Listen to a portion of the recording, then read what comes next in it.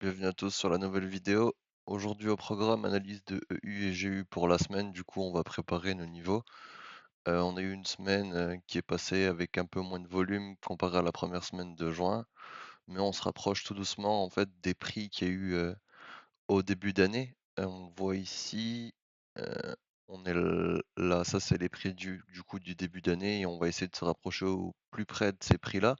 Parce que du coup, c'est les options, semestrielles qui ont été établies à ce niveau-là, donc je pense qu'on va se rapprocher tout doucement de ce niveau-là. On va du coup déjà tracer nos niveaux pour la semaine. On va faire notre previous, weekly high et notre previous weekly low. Non, du coup je l'ai mis en haut sur la première semaine, previous weekly low. Hop là, on va le caler ici, voilà. On a le Fibo ici, vous voyez que le Fibo en fait il correspond pas à ce niveau haut-là, mais parce que quand on descend en daily, en fait, le Fibo, je vais le caler sur les derniers blocs d'achat avant l'injection baissière. Et quand on le voit en daily ici, on voit bien que les 50% et les 0,61 de Fibo ont bien réagi. Pareil pour ce bloc-là. Du coup, ouais, on voit qu'on commence le retracement de cette dernière injection baissière. On a pété les previous monthly low du mois de mai et du mois d'avril. Alors que sur GU, en fait, on ne les a pas pris. Donc ça peut déjà nous donner une indication potentielle de divergence. Du coup, on va placer nos previous daily high et previous daily low. Previous daily high, previous daily low ici. Hop là, il est où? Là, voilà. Donc là, on a déjà eu ce bloc ici, un beau bloc 1 heure. Je l'avais calé. Ah non, c'est un bloc 15 minutes dans la descente. Ouais, c'est ça, voilà. En en 1 heure, du coup, on va déjà repartir plutôt en 4 heures. 4 heures, on voit qu'on a déjà comblé du coup toute imbalance, c'est pour ça que le prix a travaillé énormément dedans. Cette imbalance-là, je la considère pas vraiment à cause de la bougie, blanche qui est ici. J'aime bien quand c'est une succession de bougies noires, de 3 bougies noires ou de 3 bougies blanches. En 1 heure, du coup, l'imbalance sera sûrement plus pertinente, même pas, même pas. Donc du coup, cette imbalance, il faudra d'aller en plus petite unité de temps pour vraiment bien l'infiltrer et trouver les niveaux intéressants. On a ce bloc-là, pour l'instant, il réagit plutôt bien. Heu, pour poursuivre du coup cette tendance haussière, enfin du moins ce retracement, du coup, on met cette tendance haussière parce qu'on voit bien qu'il est pas allé plus bas, hein. On a eu nos previous monthly low qui correspond en fait au range, notre range, depuis, du coup l'année dernière, juin à peu près, juin-juillet, voilà, c'est ça. Heu, la seule liquidité maintenant de dispo qu'il y aurait, ce serait du coup, ben, les plus bas de l'année. Donc est-ce qu'on va aller les visiter? Ça, on verra bien du coup, ce qu'il nous dit, cette semaine. Ça peut y aller, ça peut pas y aller. On devine pas ici, du coup, on prend juste l'information que le prix nous donne. On peut le voir aussi sur nos previews, sur, nos, pivots, monthly, que le S2 en fait, il est au niveau de ces liquidités-là. Donc ça pourrait être quand même une cible intéressante. Donc à voir ce que le prix nous donne. On est toujours en dessous du P, donc on va chercher des ventes. On est sur le niveau S1, donc est-ce qu'il est revenu sur ce niveau S1 pour prendre la force et chuter au niveau S2? Ce sera cette semaine, à mon avis, qui nous dira. Je pense pas qu'il va contracter cette semaine. Il va avoir une décision qui va être prise.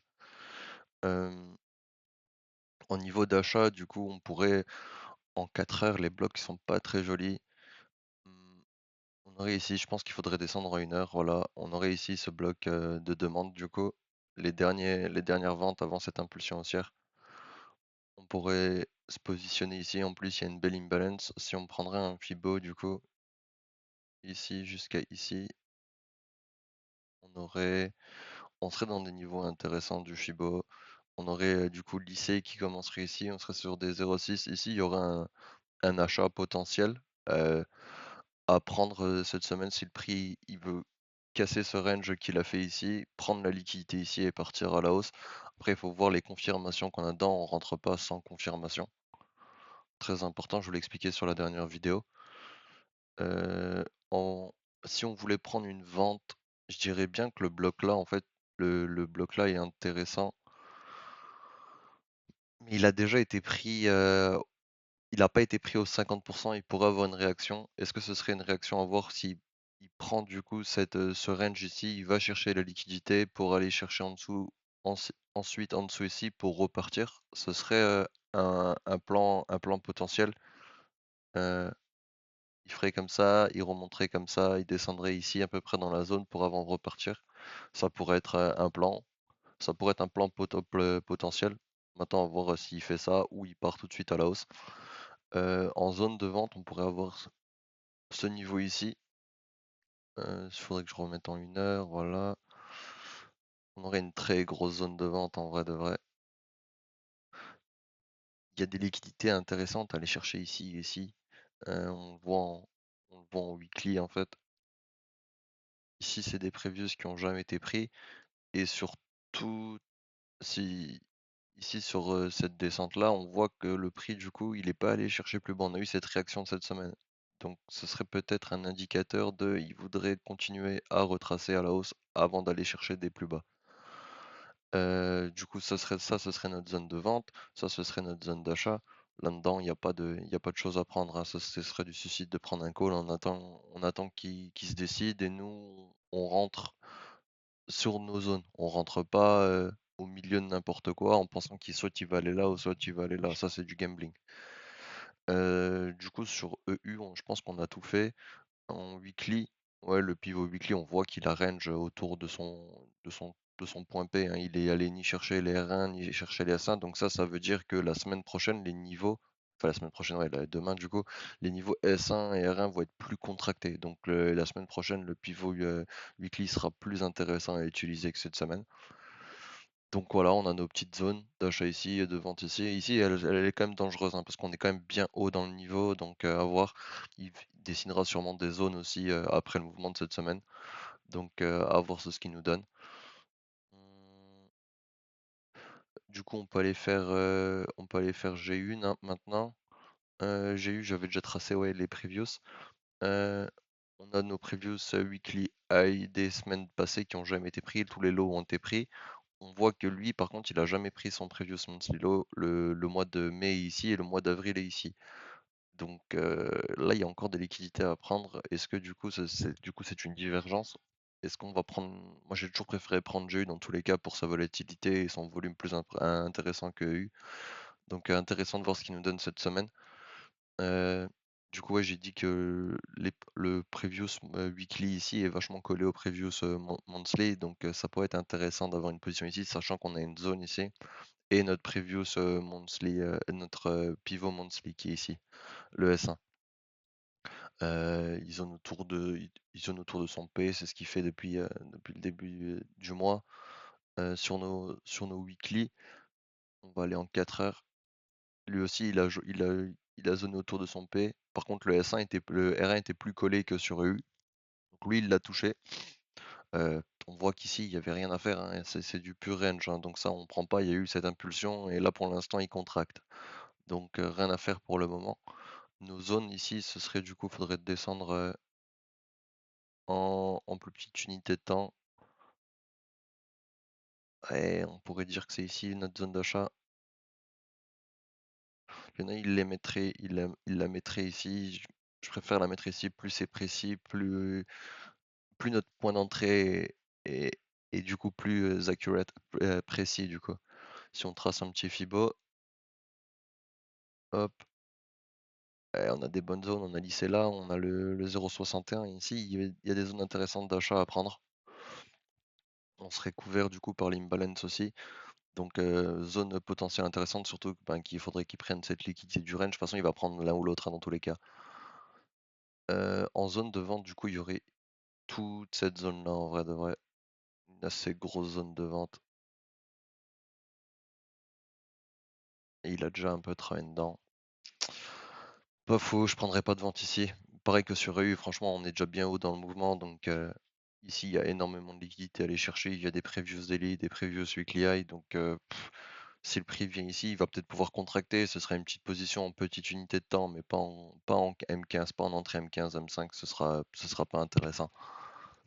Hum, Sur le gros mouvement, on est toujours dans cette contraction. Il y a des zones qui sont plutôt éloignées pour l'instant du prix. Donc celle-là, on va attendre qu'ils sortent de ça.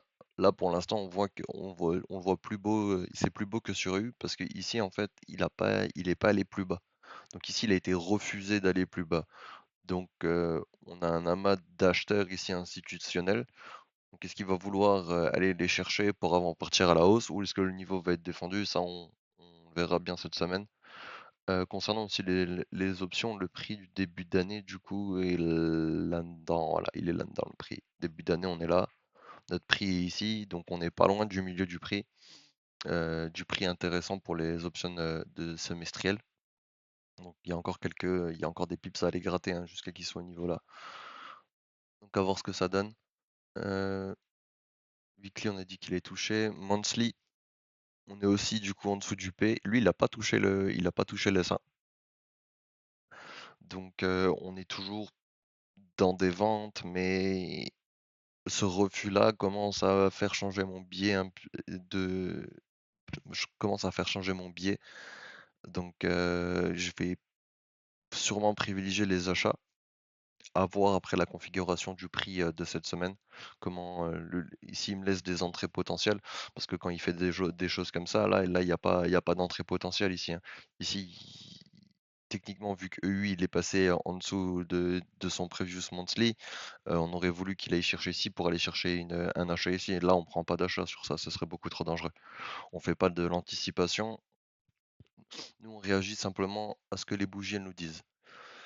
Hem En zone de vente, HTF ou d'achat, on a celle qui est dessinée là, toujours jamais prise. Cette vente ici aussi, ici là-dedans, sur notre Fibo, on est sur des super beaux niveaux. Ah là, on est sur l'entrée, donc ça, c'est des niveaux super intéressants à vendre. Bon, on est encore loin, hein. Il y a tout ça avant à prendre. Il y a les 50 qui correspondent, aux previous, weekly high. Donc ici aussi, potentiellement des ventes. Il y aura, de la réaction ici, c'est sûr. Hem Est-ce que j'avais vu sur, attends, sur EU? Ouais, c'était cette zone ici. Ouais, c'est ça.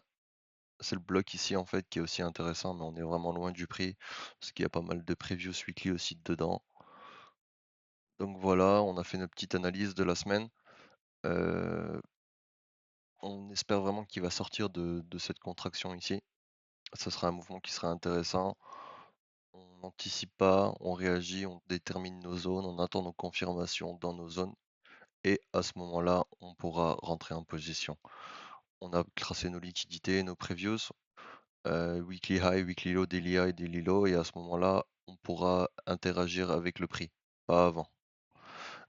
Petite aparté aussi, du coup, je pense qu'on a fini EU et GU. Gold, je le ferai cette semaine. J'ai commencé à travailler sur un Discord et il est bientôt fini, donc je le posterai dans la prochaine vidéo, je pense.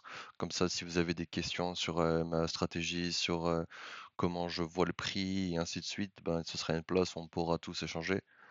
Donc je vous attendrai, avec vos questions du coup sur le Discord que je posterai, du coup, sur la prochaine vidéo.